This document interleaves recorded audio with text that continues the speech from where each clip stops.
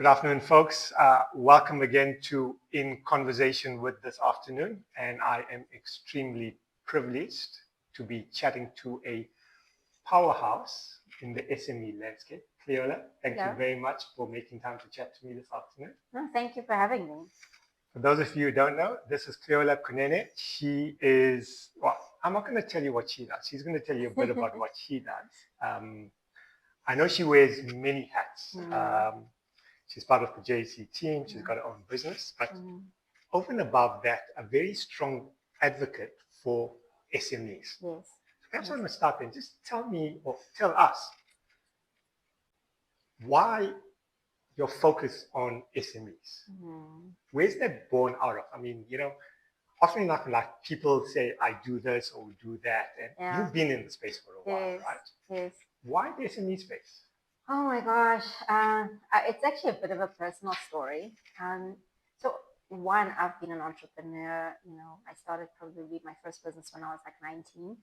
I also come from a family who had those little shops, those little mom and pop shops. I've been the till kid, where I've seen how things go and those businesses either failed or succeeded. But I think where I really saw where I needed to kind of be an advocate was with my late husband. So he was an entrepreneur and, he struggled so much to get funding and that funding journey. Obviously, you can get funding eventually from family and friends, but what I realized is that despite the fact at the time that there was development, there wasn't the kind of development that really helped him scale fast and also didn't really help, ease some of the red tape and didn't really help in terms of that access to funding that he needed at that time. So in true my fashion, I was like, well, if somebody's not going to get it right, I'll do it myself. And so I just decided to figure it out myself. And in 2016, when I did my MBA and so on, I did my thesis. I did my thesis on SME development. I interviewed maybe over 21 different development organizations and then obviously a lot of entrepreneurs to get to the crux of what could really work and what are really some of the challenges for SMEs in South Africa. I'm just going to pause there. You pick on something very interesting. There's got to be a why as to why you get into business, right? Yes. And you've got a really strong why, right?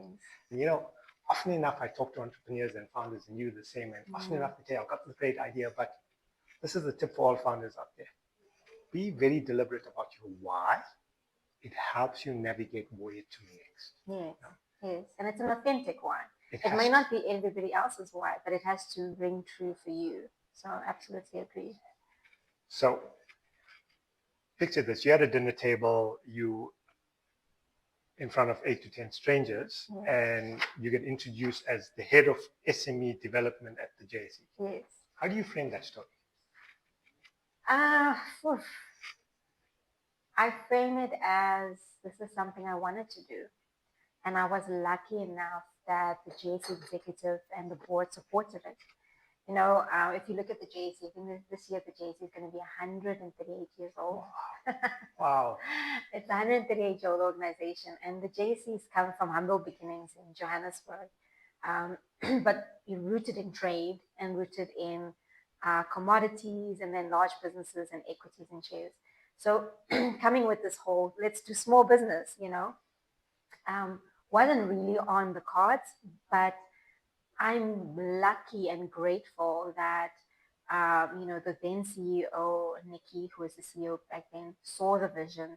And then when Leila came in, she not just saw the vision, she elevated the vision and said, why so many? Why not 10,000 companies? Let's do this, let's do that.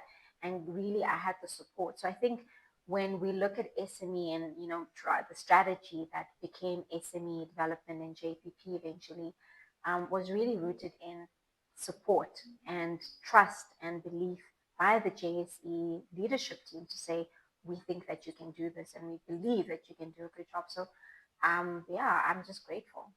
I'll come back to that. And I remember the JSE in Diagonal Street. Long time ago. Very long time ago. I used to be in professional services, Ernst & Young's offices were diagonally opposite Diagonal Street in downtown Joburg. Yes, so JC comes a long way.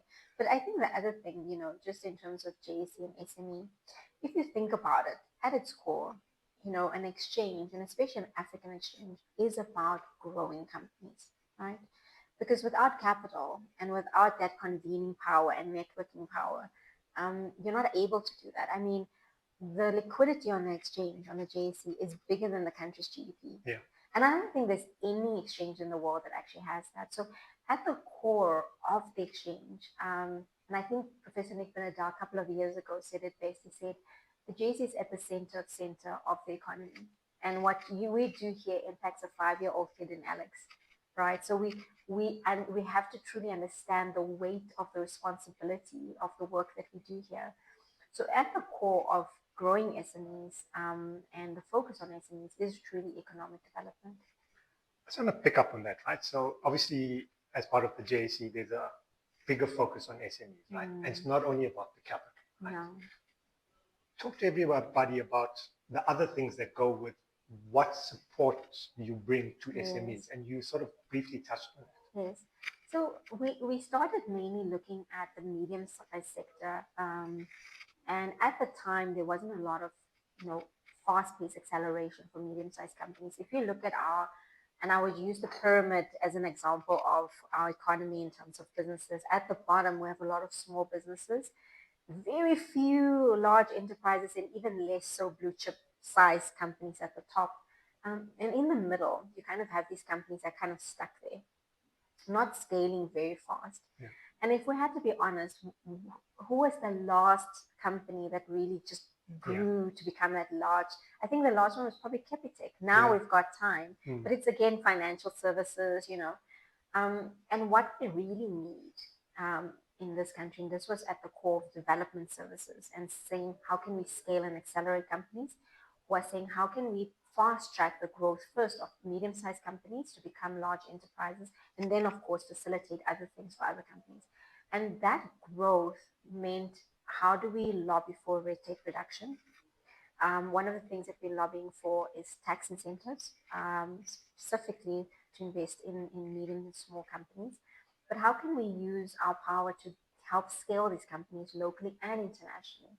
So if we've got the networks and we've got the opportunities to not just develop the companies, but actually help them with market access. And that's where the success came from, where we actually managed to scale companies rapidly, especially in countries like the US, UK, and other African territories, to the point where we had in the first cohort, we had an average revenue growth of over 50%. Wow. Which is crazy, right? And it's unheard of.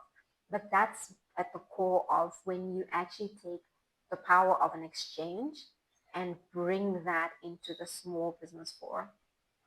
Enablement and linkages. I mean, those are the two themes I'm seeing over here, right? Yes. You are enabling small, medium-sized businesses to think bigger, grow bigger. Yes. But you're also facilitating and creating this environment where they're not only localized, they're starting to think beyond the borders. Which is exactly the point. Like we creating large, the next stage of who's going to be the next Old Mutual, who's going to be the next. And then I think that another point I just want to raise is that the other success factor of this development program is collaboration. I don't think there's anything that we've done by ourselves. We've collaborated. I mean, we've collaborated with you as well, with other organizations, with government, but with other development partners. Yeah. And I think that's also the secret. It's not saying that we're doing this and we're good at this. It's saying we know one thing, we know how to do it well, but how do we partner to make sure that it really is the best?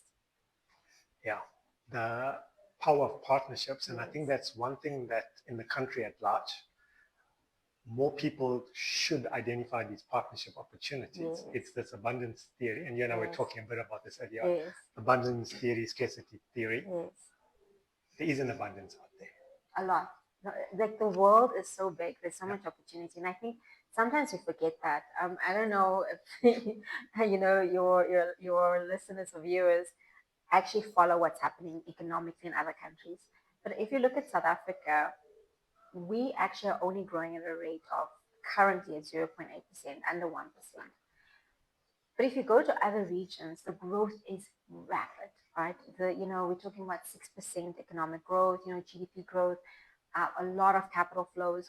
So scaling outside of South Africa is not just about, you know, we want these companies to grow. It's saying there is opportunity, there is scope, and you know, you need to go beyond the borders in order to access that. The JSE has been known for capital, and I think part of this SME world that you're now playing in is goes beyond the capital. Right? Yes. Obviously, as part of the programs you run, you're seeing a lot of themes, anecdotes that you pick up. For SMEs looking to scale and grow their businesses, what are some of those common pitfalls that you'll see where they get stuck for the wrong reason? I think I'll start with what I've learned and seen, and even because I'm an entrepreneur myself and I've grown businesses, I think a lot of people don't start in the premise of what economy are they operating in. If, and I'll give an example. If you, for instance, a company in Singapore, you stand a better chance to succeed if you are an intermediary company, right, or distribution company. If you're going to do manufacturing in Singapore, hard luck, it's too expensive. I think we don't necessarily have the literacy to understand what economy, you know, what type of businesses would scale best in the economy that we're operating in. South Africa is a very complex animal in terms of there's lots of opportunity, but some opportunities take longer and are harder than others. If I look at, for instance, industrialization, we don't have a lot of industrialization. So if you're going to go in manufacturing, you must understand that yes, you may be great at making, you know, making something, and you want to industrialize it, and you can grow it to a certain point, but it's going to take you so much longer and so much harder to scale it in a country like South Africa because we just don't necessarily have that as an economic capacity. And if we had a lot of that, like it's in China, it would have been easier because then, you know what I mean? Because then it's a more compelling market opportunity. You have more people wanting to put capital into it. There's just a lot more. Things are cheaper, you know, faster, etc. You have the distribution for it. So I think firstly, people don't really understand the economies that they operate in and what works in those economies. Secondly, is that they don't necessarily always apply themselves to the type of business model, because the type of business model will tell you how your business is going to scale and grow. You know, I spoke about consulting. I've had a consulting business, and let me tell you, consulting is a very hard business. It's a very hard business to scale. If I could rather just have a licensing model or a subscription model, you know what I mean, it would have made life so much easier. But if you understand the type of business model you have, you understand how to build out annuity income, you understand how your business makes money and how it competes. I think those are some of the two things, just from a baseline when you do start businesses. Because yes, we start from a point of opportunity, or you know, whatever the case might be, but having that knowledge and just that literacy, I think you can see the difference between a business person or entrepreneur who has that and fundamentally shapes their business accordingly, and an entrepreneur that's figuring it out as they go along. So I think that's where entrepreneurial literacy plays a role, and we don't have that in South Africa. We're not taught entrepreneurship, right? And then the other thing is financials. You know, if we, you know, if we know how to manage our finances, you know, I'm not even going to talk about budgeting, but just understanding cash flows, runways, tax jipples a lot of people. You know what I mean? Those are some of the fundamentals where you can see, because that is very critical. You can't just rely on you know, an accountant to manage your financials. You need to understand your financials, because where if you don't, and you don't have the runway, especially, and you haven't built it out, it's okay when things are going well. It's terrible when you hit a bump in the road. So I think those are the three key things. You know, the other two nobody ever talks about. Nobody ever talks about understand the economy operating, and nobody ever talks about your business model.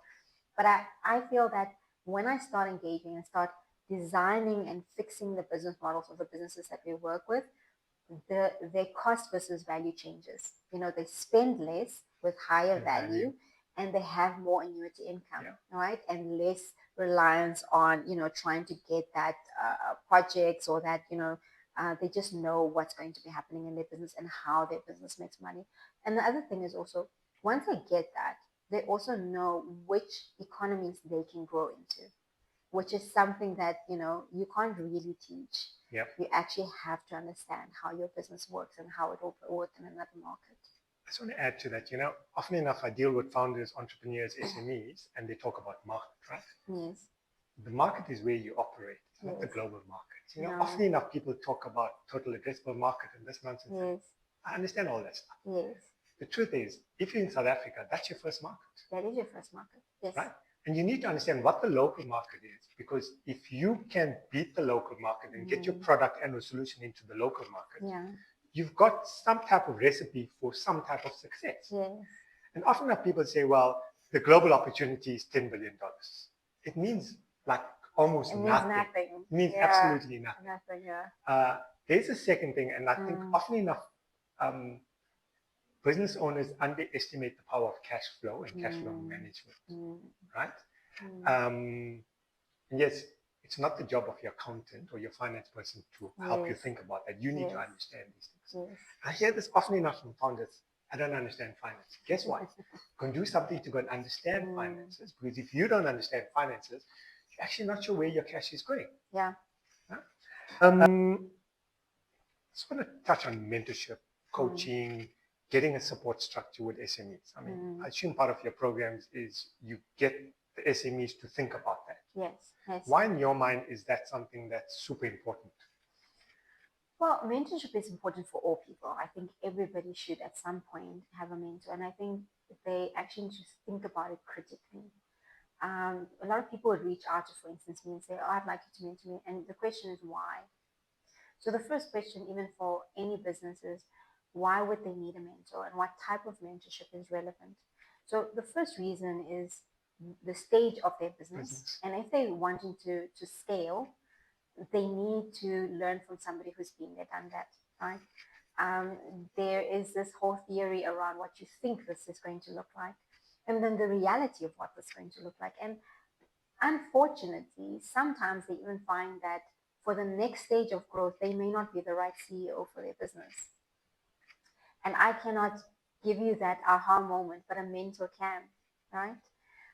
And you'd rather see that in the journey learning as opposed to finding out the hard way, right? We've seen businesses that are 5 years, 7 years old that fail because the entrepreneur who started is just it's stuck.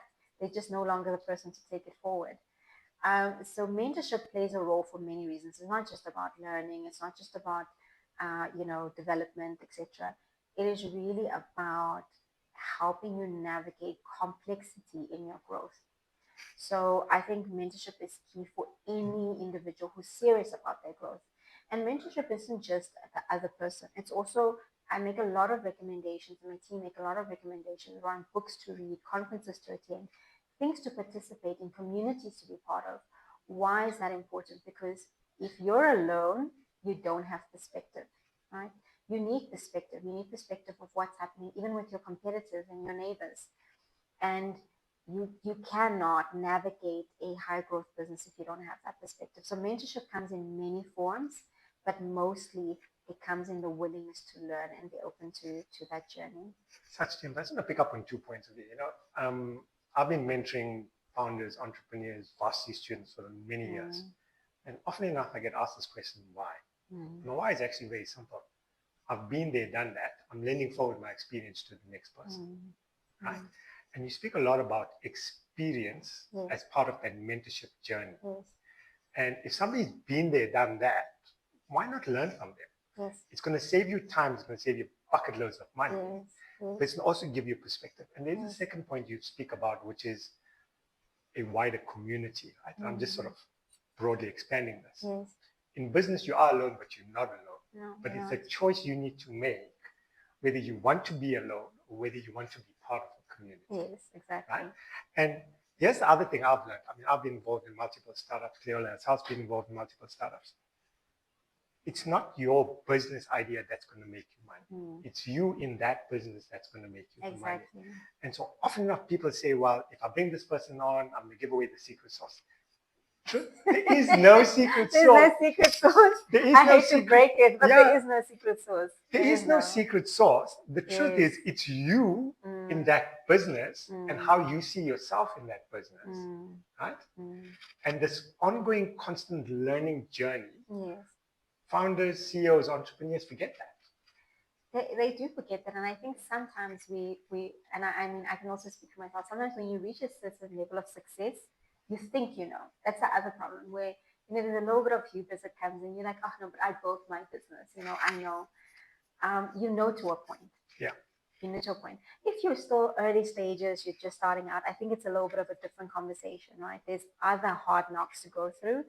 But the problem comes usually, the problem children, I would say the entrepreneurs are the ones who have a level of success. Once they reach a level of success, they think they know. Yeah. Oh my goodness. And then the problems start. Because then they find out the hard way, actually, they didn't know. Because this is the next stage. It's like what running track at school versus going to varsity versus playing regionals versus doing nationals. It's a different ball game. Yeah. And once you enter a different ball game, you need a different coach, you need a different strategy, you need to be at a different fitness level, and that's it. I just want to pick up one final point in this part, and then I'm going to move into something else.